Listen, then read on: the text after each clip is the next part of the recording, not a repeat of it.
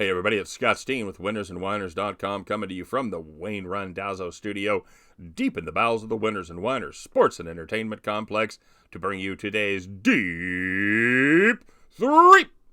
As always, don't forget to smash those buttons, give us some thumb, give us some rectangle, like, subscribe, do all the stuff. All the cool kids are doing it. You don't want to be left out in the cold, do you?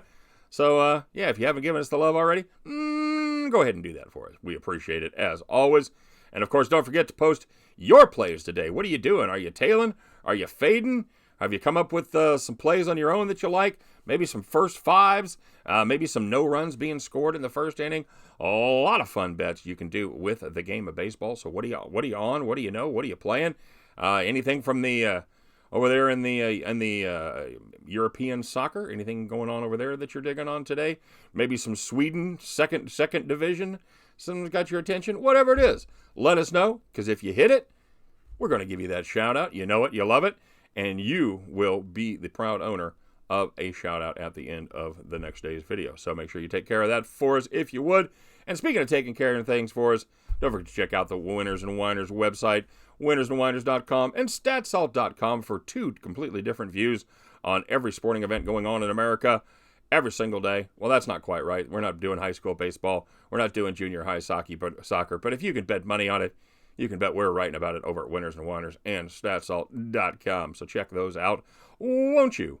All right, guys, this is a big day, and of course it was on going to be on a losing day that we get to celebrate. But as today we went over 1 million views since I've been doing this. We started about right around November 1st with our we capped the last World Series game, and that was right about the time we started, which I'm going to guess right at the end of October, beginning of November. So in just about 6 months, we've had 1 million views, and it's humbling. It's very cool. We appreciate you guys that have been there.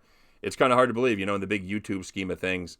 1 million views, not that big a deal. It's a, that's a bad afternoon for the newest Justin Bieber video or whatever. But for a humble sportscaster just kind of rambling into the camera every day, 1 million views is pretty dang cool. So I appreciate it.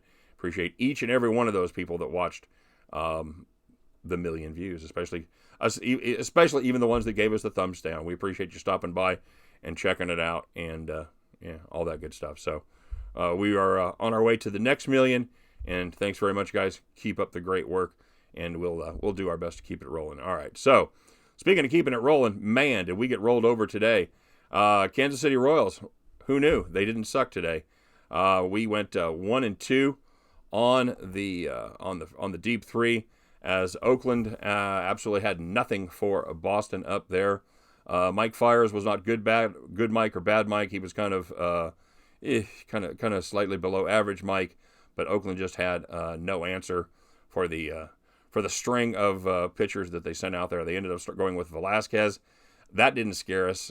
We stayed with that pick as Velasquez, gave up one in the first, and just really the bullpen came in and kind of did their job doing the opener thing, and Boston took care of business. And we had the Tampa Bay run line. Yeah, not exactly, as Blake Snell gave up more runs in that game against the Royals than he had given up at any point prior to that in his career. So, way to go, offensive juggernaut of the Kansas City Royals. And can we talk about Glenn Sparkman for a minute, our 26th guy on the roster that they brought up just to make the start here with the doubleheader? Went to 7 innings, 3 hit ball, just one ball hit, 1 hit out of the infield. 1 walk, no earned runs, and that made it a little difficult for us to cover that run line as the Royals put up a 9 spot or just whatever ungodly number that they had. And so that left us with the unenviable task of counting on Miami to beat Cleveland to salvage at least one victory. And lo and behold, they did it. The Marlins came through. They added insult to injury, put a line drive up the middle in the 6th inning and broke Corey Kluber's arm. So kind of a shitty day all around for the Indians. Not a good day to be a Tribe fan, as the Twins win and the Indians lose, and they lose Corey Kluber with a broken ulna for an undetermined amount of time. But look at the bright side. It wasn't the premium side, because Premium side, we wore the golden sombrero today as we went 0-3.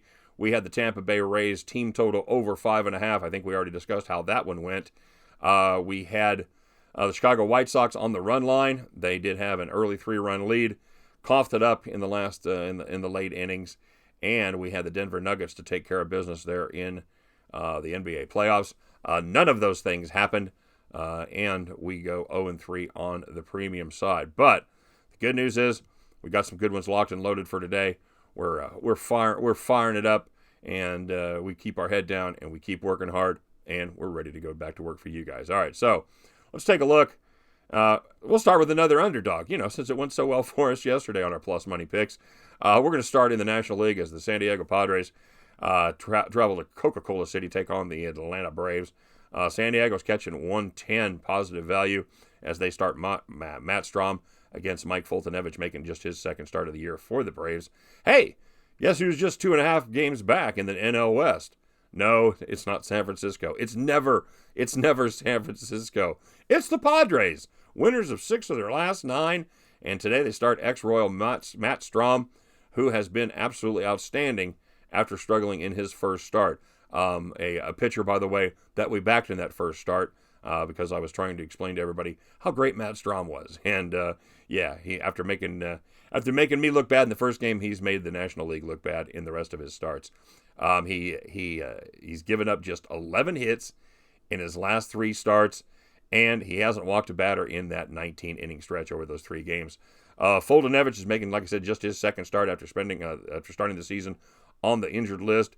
He struggled in his first start, giving up 4 runs in 6 innings on 6 hits, 1 walk, struck out 5, but he gave up 2 home runs.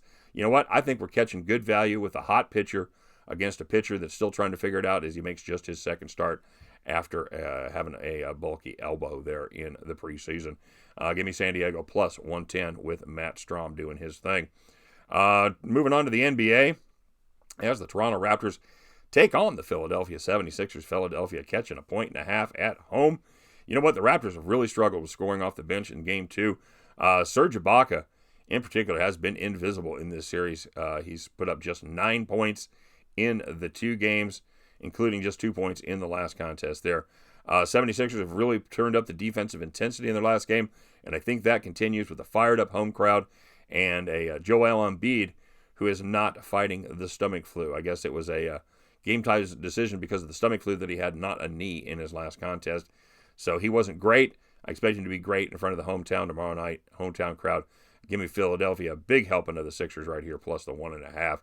And we're going to finish it up with a play in the National League as the Cincinnati Reds take on the New York Metropolitans up there in the Big Apple. Total in that game, 7.5, as Tyler Mahle goes against Noah Syndergaard for the Mets.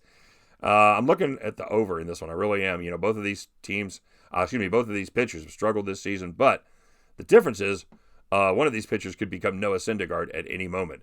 The other pitcher will always be Tyler Mahle, and that's not necessarily a great thing for the Reds.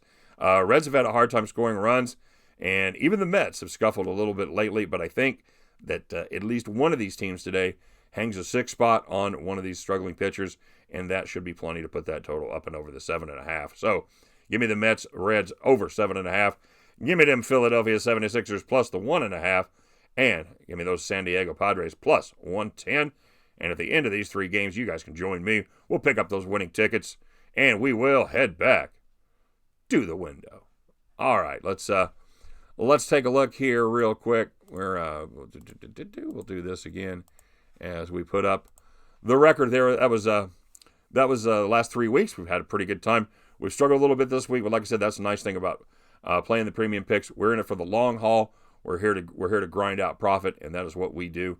So we're ready to rally. And if you guys would like to get yourself signed up for the premium picks, it's a pretty cool service. Not only do you get my best picks every day, but you also get special access to me each and every day. And if you have any handicapping questions, general questions, anything about the games that I've capped, anything games about that you're looking at, money management strategy, how to beat them bookies out of more money, I'm here to help, and I do make myself available every single day for that. So if you're interested in the premium service, just follow the link there, and it will be also in the description of the article. So check that out, won't you? All right, without further ado, let's take a look at the shout outs. First of all, it's I want to give a special shout out to one of our handicappers over at Winners and Winers, Chris Altruda, who you guys know as the Dude, has been absolutely on fire lately, hitting his last 6 NHL picks.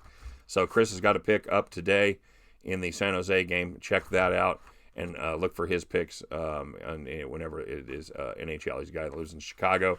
He's a good cat, grew up with hockey, knows a shit ton about the game of hockey. So make sure you follow Chris Altruda. Follow him on Twitter. Hey, speaking of which, we are back engaged on social media. So if you don't do it already, follow us on Facebook, on Twitter, at winnerswiners.com. Not Winners, just at Winners Winers is with Twitter. And, of course, Winners and Winers is our Facebook page. Get over there and follow us as I try to engage the people on the in the Twitter sphere and the social media. Put up little funny things, little fun facts, and things like that throughout the day. So follow us on social media. Follow Chris Altruda also on social media. He's a great follow, and you can check out all his picks. All right, so without further ado, I said that once, so we had a little bit of ado, but now, I swear to God, no more ado. Cody L. said he wasn't feeling it too much today. No lock, felt great, or solid picks. Went 1 and 2 on the early game, so I'm glad I held off. He took the Nuggets on the money line. Yeah, pretty much the way we all finished out our day, Cody. C-Dub, he had the International versus Flamingo over 2.5 plus 135, and he also had Barca and the over 2.5 as well. Dustin Finley had the Dallas Stars on the money line. Nice job, Dustin. The astute Aardvark had the LA Angels first 5 minus a half a run, and that paid off at plus 125. Legion to picks. He had the Royals game. Royals game 1 at Royals plus 1.5. They didn't even need it. They didn't even need that run and a half, Legion of picks, as they came through in fine fashion. And Borno played all Major League today. He had the Boston, the Phillies, and he had Atlanta. He said winners wise. He said the effing Royals. No way they sweep a doubleheader. Oh, God damn! Don't even get me started, dude. Yo, guess who throws an extra hundo on the Rays game 2? This guy. Oh, dude. Yeah, I loaded up as well on that Royals game with Blake Snell. I felt great about it. I felt great about our pick on the deep 3. I felt great about our pick on the premium side, the over 5.5. You wake up, it's all this weird stuff. It's 5.5 and 2.5. Jesus, yeah, I'm like, I don't even care. It could be over 12. I'll still take, no, probably not over 12, but I felt good. I felt good fading, I've already forgotten his name, fading Glenn Sparkman, over 5.5. But, you know what? These guys are, at the end of the day, they're all pros, they're all major leaguers, they all do this for a living. They're the best of the best, and at any point, even the guys that we quote-unquote are shitty baseball players can step up and do fantastic things, and that's what happened today with Glenn Sparkman. So, Mike Littlecat said, he said, fuck them all. Said, I agree 100%. The play of the day is the Marlins. It was certainly the play of the day for us, Mike Littlecat, as that was the only one of our 6 picks that hit. So, yes, the Marlins was unquestionably our play of the day. Hope you made a ton of money on that one, brother. Mikey Butler, looks like he had the Arizona plus 1.5. He had Miami plus 1.5. Portland and Dallas on the money line. Fine day right there, Mikey B. And congratulations to everybody else that hit him, to everybody that followed us, and to everybody that was in the same boat we are. You know what? That's what they made. That's what they made tomorrow for, everybody. So tomorrow is here. Let's load up. Let's fire more bullets. We're all good. It's all good. It's all about the long term, baby. We ain't gonna sweat one day. All right, let's go get us some dubs on the board, and we'll meet back here tomorrow and gloat about how much money we all made. All right, guys. Have a great day. Good luck to everybody, and we'll see y'all tomorrow. Bye-bye.